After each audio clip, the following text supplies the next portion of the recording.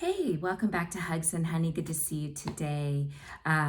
So it is a beautiful day here, and I was driving home today from Berkeley, which is across the bay from me here in the San Francisco Bay Area.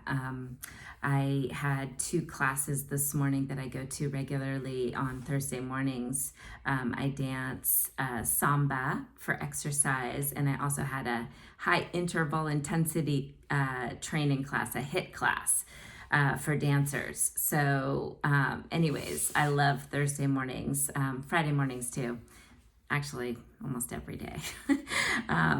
But anyway, so I was at class and driving home, and when I was driving home sitting at a light, the guy that was driving behind me came up really fast and hit me in the back on the fender of my car. It was called a fender bender.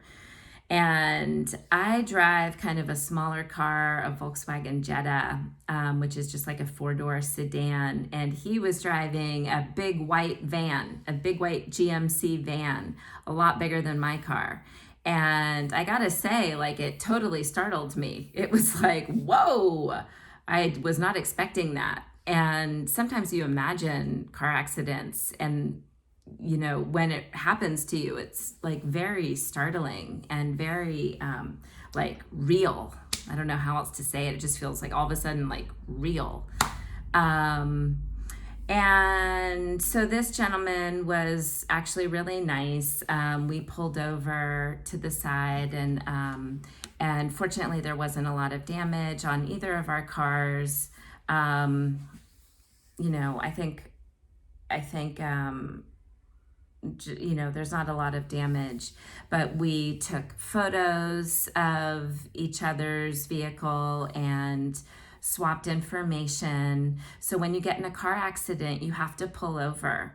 Okay, you guys may not know this yet. You know this when you go and get your driver's license and study to get your driver's license. You learn what you have to do. But basically, it's the law that if you get into a car accident, you have to pull over and you have to get the name of the other person. If it's bad enough, you have to call the police, and the police have to come.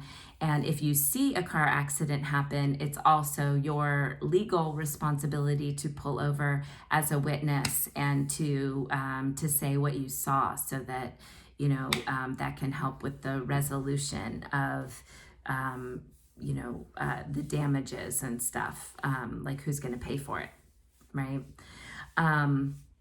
Fortunately, I don't think that there's going to be any need for payment for this situation, but I just want to let you know that basically you get that person's information, their name, their phone number, their vehicle, the license plate, their insurance information, maybe their registration information, which you should also give them so that they have it from your car too. And then a small description of what happened, and say what the time and the date was, and where it was, like the street. So if you can remember to do that and get pictures and stuff, and if there's anyone there who acts as a witness who said, hey, I saw that, I'll help you out. If you get their information too, get their contact information, so you can always go back to them if you need to. Because sometimes, there are certain things, things that happen in accidents that happen later, like neck injuries, especially for like a fender bender type situation.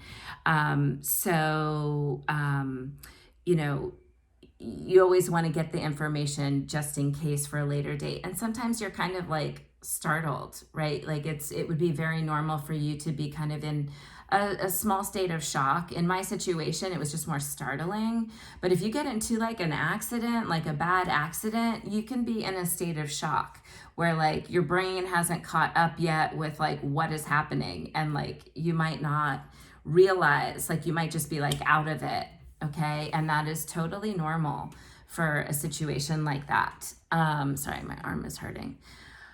My class was really intense this morning. I worked out really hard and now I'm really tired. As you can see, I haven't taken a shower yet. So anyways, I just wanted to share that information with you guys in case that ever happens to you, just so you know what to do. And if you know what to do in advance, then you're not sitting there when you are, in shock or startled trying to figure it out, okay? And you make sure that you get the information that you need, because that is important.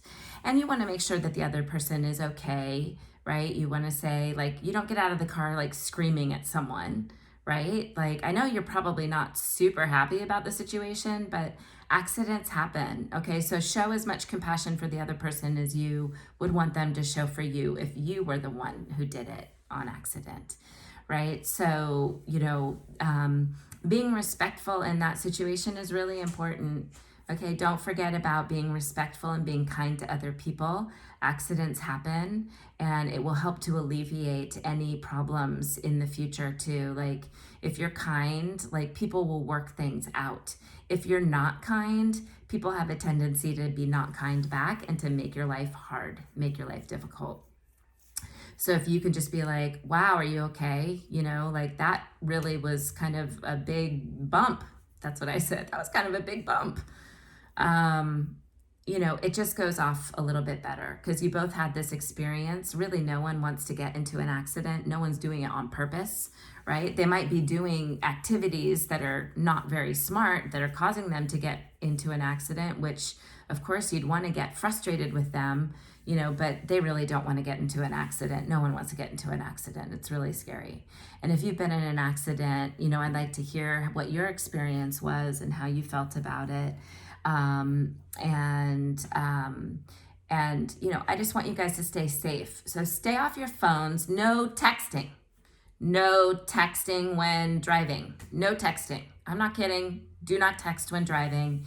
If you have a passenger, let them do the texting and finding the radio station and what you want to listen to and all of that, okay?